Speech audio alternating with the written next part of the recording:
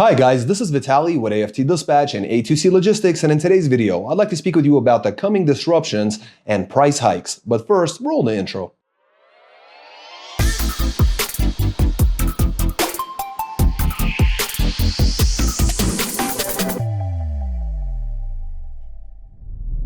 Welcome back. Before we get started, I'd like to ask you to please like the video, be sure you subscribe to the channel and hit the notification bell so you never miss a single release of our videos, where every Friday we're talking about something that could benefit you in your trucking businesses, in your trucking careers, as well as cover the loads we've successfully booked for our customers, consisting of leased and owner operators and carriers operating under their own MC authorities, running under our truck dispatch services. As always, guys, big thank you for all the likes you provided in all the previous videos. Please do keep them coming, and let's talk about some of these major disruptions that are coming. Price hikes are coming. Much of what we saw during the biggest period of COVID with the containers, floating around in the Pacific Ocean. We've made videos in the past. I'll leave little cards here in the corner for you, for you guys to take a look at those videos if you'd like. But these issues are coming back, and we are going to feel the repercussions of these items. So I took quite a bit of notes for the first video of 2024, and let's dive in, guys. The container shipping costs from Southern Asia and the Middle East, they actually soared 173% in just 3 weeks. So we got some problems coming in. Costs are now higher than at any point in 2023, last year. And if we exclude COVID, the period for COVID, basically the container shipping prices have never been more expensive to ship containers. So things are getting really out of hand here. Now, we talked about some of the stuff in previous videos that we talked about right at the end of the year, right before New Year. And I wanted to touch on this again because I really do think that over the coming weeks, this is going to affect everyone, and I'd rather make sure that you're forewarned and you can take care of some of this business for yourself and make your life a little bit easier. Now, let's jump into numbers. 12% of all U.S. goods come through the Suez Canal. We've talked about that in the previous videos. Now, what's important here is that half are containers. In those containers, you're generally going to find food, general merchandise, machinery, things like that. Now, the other half is oil, okay? And this will impact gas and diesel prices without question, right? Now, with the shortages that we saw, prices, went up, but as the products came back, prices never really, settled down. They never really came back down. And what will happen now is we're going to have a resurgence of inflation once again, except the new baseline is actually higher. So this might actually bring more pain with it than ever before. Now, currently, ships are being rerouted, and again, we've talked about this in previous videos, but these ginormous container ships, they're being rerouted through the southern tip of Africa, Cape of Good Hope in Africa. And again, we've talked about this and the reasons behind it, so I won't jump into that. But what's important here is that this adds about 10 days to the shipping process and approximately $3,000 per container on top of the normal pricing. So I would say that you should certainly expect delays and higher prices for goods, right? Companies will do one of two things. They will either pass on the cost to the consumer, to you and I, or they'll just order less product. So there is that possibility as well. And however you look at it, this will directly affect the trucking industry. It will affect trucking as a whole, and it will have potential shortages of infrastructure products for the country, like transformers and power equipment, machinery, and car and truck parts. Now, remember, during COVID, around like 2020, 2021, remember waiting for truck parts for about 6 months? We've had a customer actually who basically sat through the entire hot market because, they just kept being backlogged on the parts that they needed in order to get his truck back on the road. And, this might be something that would be coming back.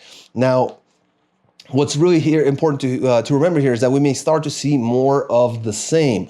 So I would buy extra brake pads. If you're a trucker, make sure to get, oil filters and, some maintenance items or general maintenance items, as they may not be available. And if you have these things, you're going to be able to maintain your equipment in tip-top shape, and you're going to continue to run, because generally what comes up must come down, and vice versa. Things will bounce back and you are going to be able to make more money, but you don't want to be in a position of our client of our customer who simply missed out on the entire hot market, and then by the time the equipment was back up and running, he was basically running through really low freight rates. So you want to avoid that.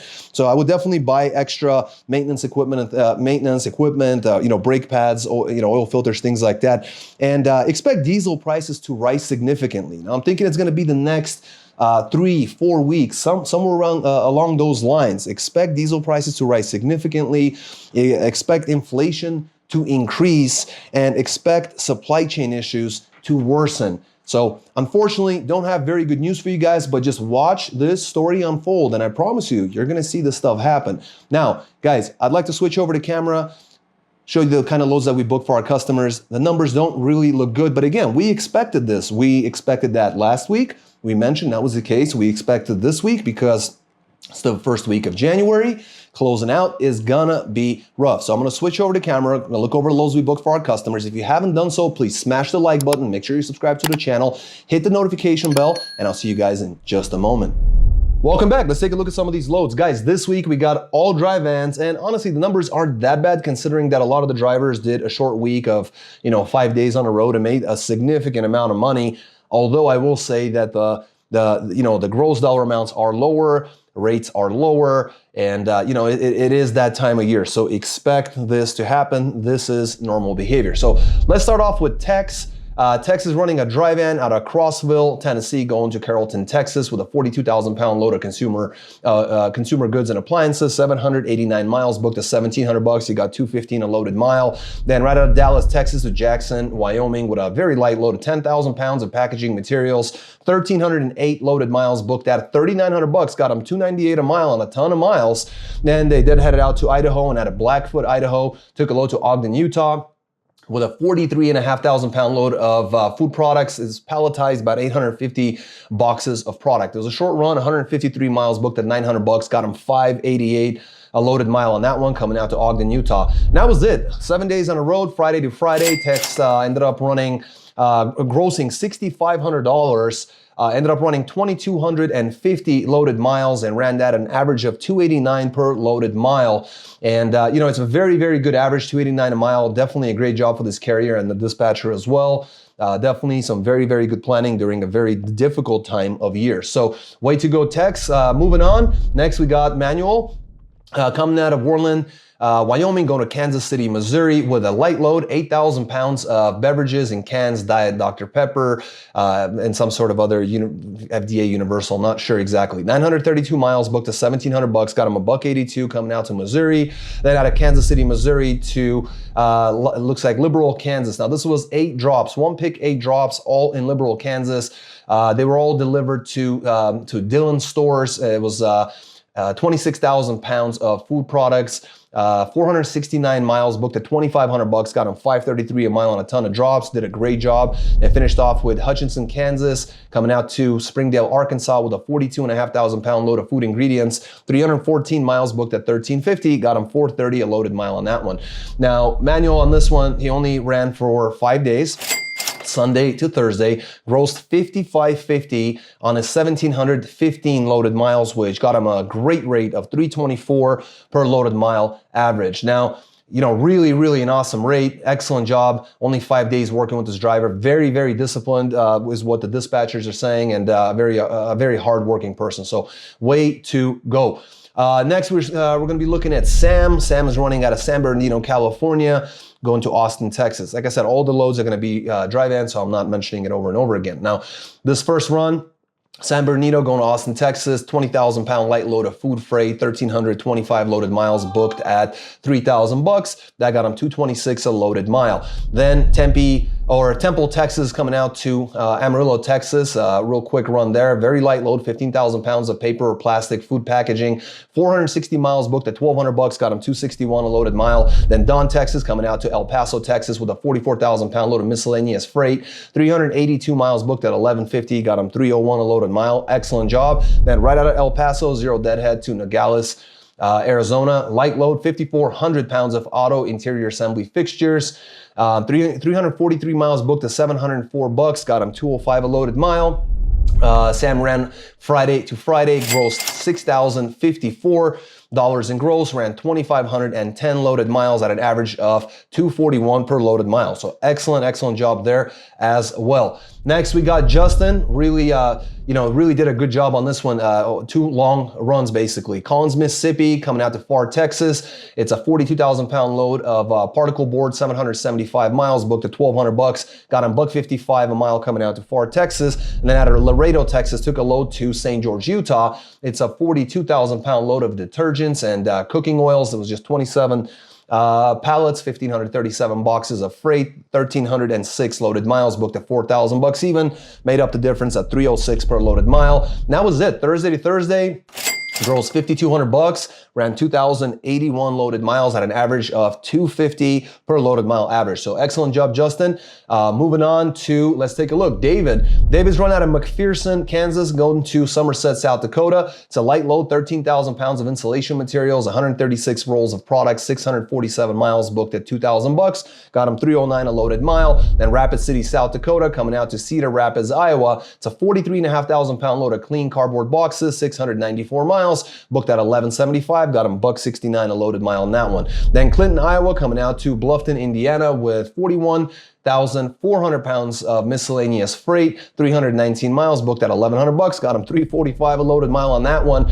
And David on this one ran for 5 days, Wednesday to Sunday, ended up grossing $4,275 on a gross, ran 1,660 loaded miles at an average of 258 per loaded mile average. And finally, we have, looks like Novell, Aglin, Pennsylvania, going to Lexington, South Carolina, with a 40,000 pound load of corrugated boxes, 595 miles, booked at $1,015, got him $171 on that one. Then Ellabelle, Georgia, coming out to Baltimore, Maryland. It's a 14,000 pound light load of beauty cosmetic products, 629 miles, booked at $1,300. Got him $207 a mile on that one. He finished off on Newark, Delaware, going to Gretna, Louisiana, with a 17,000 pound load of foodstuffs, so quite light. 1,185 loaded miles, booked at $2,500. Got him $211 a loaded mile on that one. And that was it. He ran Thursday to Thursday, 48.15. In gross, ran 2,409 loaded miles at an average of $2 a mile on the dot. So excellent job. Welcome back, guys. As you can see, yes, the rates have gone down. We still got guys hitting over $3 a mile in some cases, running short weeks, making excellent money. The truth of the matter is, the markets are cyclical, trucking is cyclical, and the truth is that as long as you understand the seasonality and understand that, that you should expect certain market deviations during certain times of the year, then you won't be caught off guard, and you won't, be surprised when rates decline. You'll be able to time the markets and be able to run the most efficient and effective way possible. Now, the one way that you can help yourself is by having a dispatcher who actually knows how to do that, exactly that. And the best part is that you don't have to be a carrier. Now, we do work with carriers operating under their own MC authority, but we also work with leased on owner operators. So the bottom line is that you end up working with the same exact dispatchers who year in, year out, good market or bad, have been getting the very top of every market. So make sure to help yourself out in 2024. Get more information from us. Give us a call or text us at 801-448-6363, or get on our website at aftdispatch.com. Simply fill out, one or the other box, whether you're a carrier or a leased on owner operator. We'll send you some information in your email. And we'll get in touch with you. We'll answer any questions that you may have. And, hopefully, if this is a good fit, you'll be able to start off the year in a, really strong way, in a positive fashion, and, ride out the market cycles, because the markets will change and you have to ride them out. And the best way to do that is with an experienced dispatcher who actually knows what they are doing. Guys, get in touch with us, 801-448-6363, or go to our website, aftdispatch.com. And until next week, stay healthy, be wealthy. Take care.